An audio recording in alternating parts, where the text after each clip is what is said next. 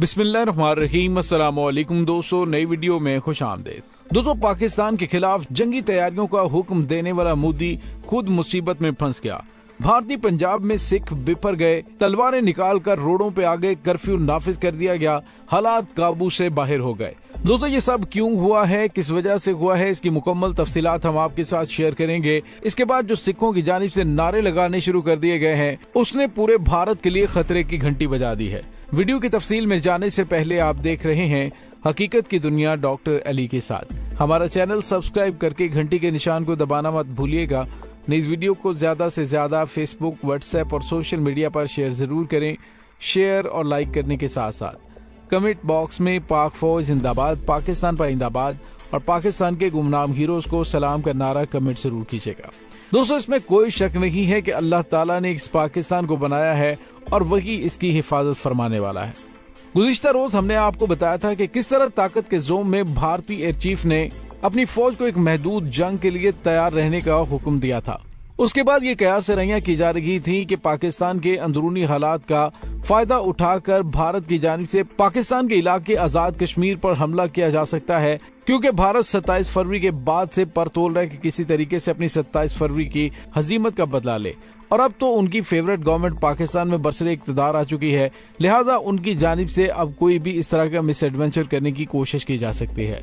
लेकिन दोस्तों, एक दिन के बाद कि जब भारतीय एयर चीफ की जानिब से अपनी एयरफोर्स से कहा गया था कि वो एक महदूद जंग के लिए तैयार रहें, इसके बाद भारत के शहर पटियाला में हालात उस वक्त शदीद खराब हो गए कि जब सिखों के अलग वतन खालिस्तान के हक में मुजाहरा करने पर हिंदू इंतहा पसंदों ने हमला कर दिया और झड़पों के बाद भारतीय पंजाब में मौजूद सिख बिफर चुके हैं। नंगी तलवारें और डंडे लेकर वो गलियों में निकल आए और हिंदुओं की खूब मुरम्मत की।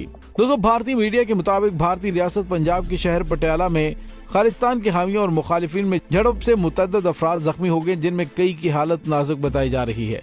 खालिस्तान के हामियों ने तलवारें हाथ में लेकर खालिस्तान जिंदाबाद और राज करेगा खालसा के नारे लगाए, जिसके बाद पटियाला में कर्फ्यू नाफिज करके इंटरनेट सर्विस और मोबाइल सर्विस बंद कर दी गई। हिंदू इंतहा पसंद तंजीम ने खालिस्तान के हक में मुजाहरे में शरीक अफराद के घरों पर हमले करने और उन्हें जलाने की धमकी दे दी है। हिंदू इंतहा पसंद तंजीम की जानिब से पटियाला में हड़ताल की कॉल दी गई और पुलिस से खालिस्तान के हामियों को गिरफ्तार करने का मुतालबा किया गया। दोस्तों, ये इंतहा पसंद हिंदुओं की पॉलिसी रही है कि वो अपने मुखालिफिन के घरों को जलाने, उनकी खवातीन इस्मत दरी करने और उन्हें फेक इनकाउंटर में मरवाने से गुरेज नहीं करते। लेकिन अब सिखों ने फैसला कर लिया है कि ना तो इनके सामने दबेंगे और ना ही अपने मौकफ से पीछे हटेंगे। दोनों वाज़ेह है कि सिख भारत से आजादी और अपने अलहदा मुल्क खालिस्तान के लिए तहरीक चला रहे हैं। बरतानिया में सिख बरादरी ने एक रेफरेंडम के जरिए खालिस्तान के कयाम की मंजूरी दे दी हुई है और जिस तरह से आपने देखा अमेरिका और दीगर ममालिक के अंदर भी इस हवाले से रेफरेंडम हो चुका है, जिसने भारत की नींदें उड़ाकर रख दी हैं।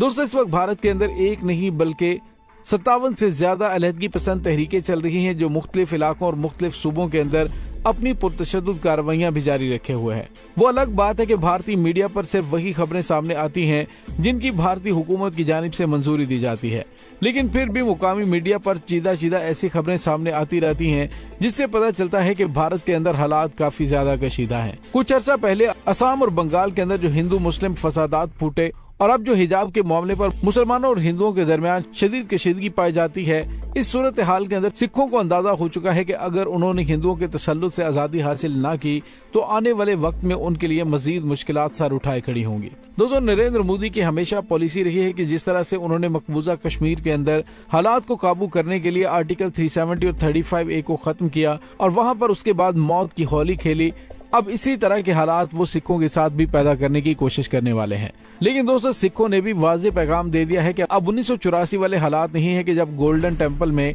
सिखों को तहे तेग कर दिया गया, उनकी नस्लों को खत्म करने का घनौना मंसूबा तरतीब दिया गया, बल्कि अब 2022 है और अब सिख पहले से बहुत ज्यादा मुनज़्ज़म हो चुके हैं।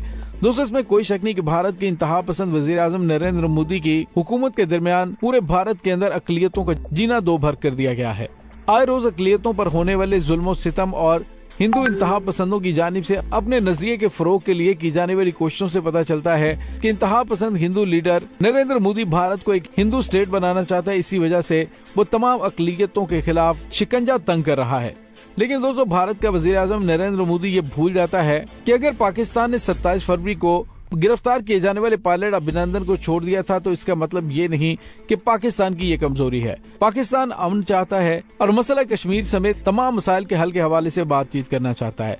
लेकिन दोस्तों भारत की जानिब से हमेशा की तरह कोशिश की जा रही है कि दहशतगर्दों को पाकिस्तान में लॉन्च किया जाए, जिस सिलसिले में वो अरसा दराज से कोशिश कर रहा है और उसमें वो काफी हद तक कामयाब भी रहा।